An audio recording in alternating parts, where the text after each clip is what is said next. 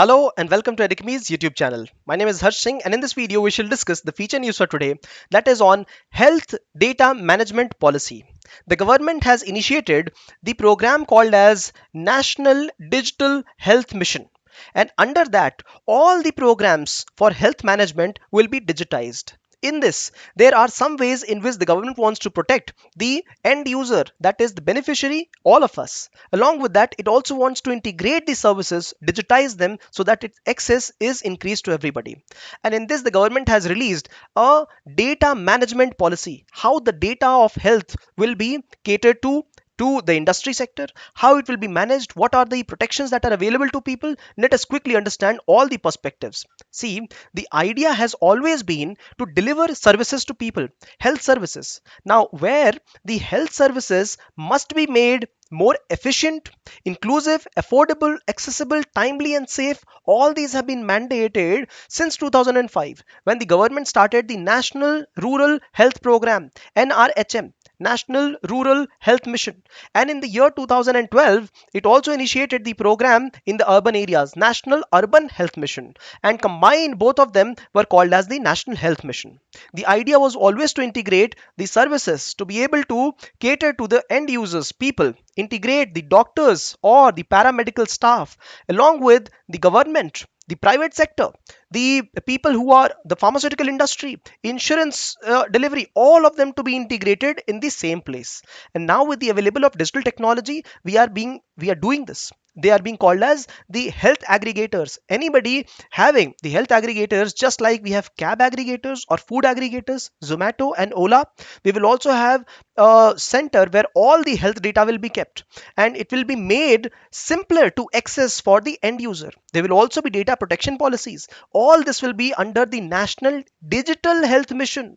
When National Health Mission has been created, it has been digitized right now after the COVID pandemic got initiated. So this important program, National Health Mission, having the same targets: reducing maternal mortality rate, infant mortality rate, reducing the total fertility rate. All these targets have remained the same. However, the mode of delivery has changed and evolved from the physical mode to digital mode, right? So one simple example is the Poshan Abhiyan with the help of digital services. So having universal health coverage along with reduction in pocket expenditure, this has always been the agenda, but utilizing the digital mode of services. So let us quickly understand what are the advantages, what are the issues associated, and what has been the history of this program. See, National Health Mission started in the year 2005 with the rural component starting initially and the urban component starting later, as I mentioned.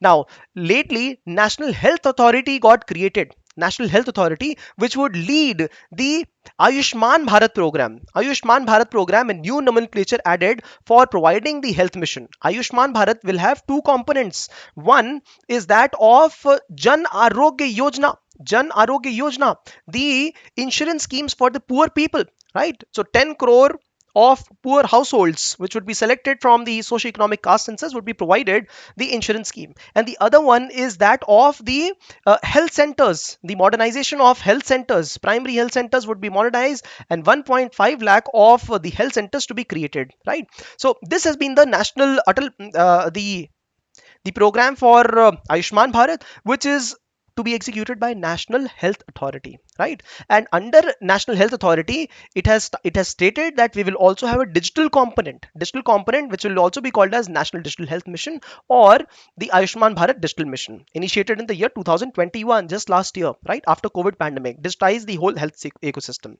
So electrification of all the records. Now we will not have to carry the polythene and all the data. Everything will be converted to digital data, and we all will have a profile. We all will be given digital IDs for our profiles. All the data, pharmaceutical data, what we have consumed as of now as medicines, which are the doctors we have referred to, what are the alternate system of medication we have referred, all will be integrated. And thankfully, all data will be private. It will be made accessible only to the person who I or you authorize to. So data protection will be there.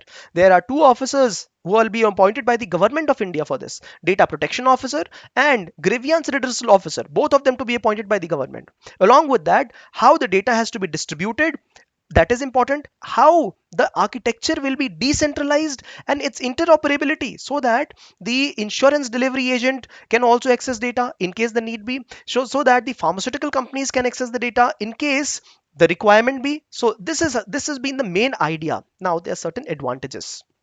The first advantages of this is ease of access. It will create ease of access for everybody. Nobody will have to look up at various fragmented data. It will create more awareness among the end user, consumer, and the industry as well. It will streamline the whole data management and the procedure. When we create a digital data, it will create a complete streamlined procedure along with better engagement and better decision making for every stakeholder. No, if all my data is present at the same place, decision making for doctor will be easier. Similarly, there'll be improved outcomes. So this has been the main agenda. However, there have been some issues associated. Do we have all data present to be able to digitize? No, fragmented data is there. Can we scale it to at all the places, rural places, urban places, places at far-flung areas? That is a question. What is the role-based access? Should everybody be provided access of this data, or only role-based access? Doctors can access some data, and pharmaceutical companies can only access some data. And it is also prone to cyber attacks. That is the commonality feature of all digital modes in the country. Right now, there are some components, key components of this draft policy on data management, health data management. So for example, the personal data will be treated as personal. Sensitive data cannot be revealed to other people. It can only be revealed after its anonymization. Now you know the debate. Anonymization and reverse engineering can also result in data breach. All these things are there. Consent framework has been established. Consent has to be given manually by the person in case data has to be shared, and data audit will also happen. See, this project has four components. The first component is to create health IDs for each of us. The second component is to have a health professional registry. All the health professionals, be it the allied paramedics or the doctors, their health registry.